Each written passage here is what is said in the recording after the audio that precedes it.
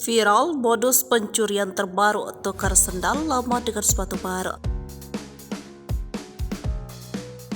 Sebuah rekaman CCTV memperlihatkan seorang pria mengenakan pakaian kaos berwarna kuning tengah mendatangi salah satu toko sepatu. Video tersebut diunggah dalam akun @memomedsos pada Jumat 14 April 2023. Diduga rekaman video tersebut terjadi di salah satu mal di kawasan Pekanbaru Riau.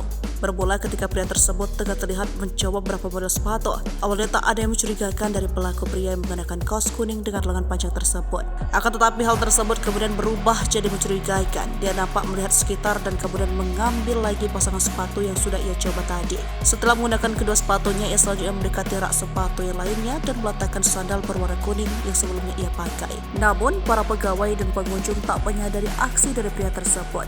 Aksi pencurian yang dilakukan lelaki itu sontak terekam jelas dalam CCTV toko. Video tersebut dibanjiri komentar warganet. Banyak warganet mengecam aksi pria yang mengenakan kaos berwarna kuning tersebut.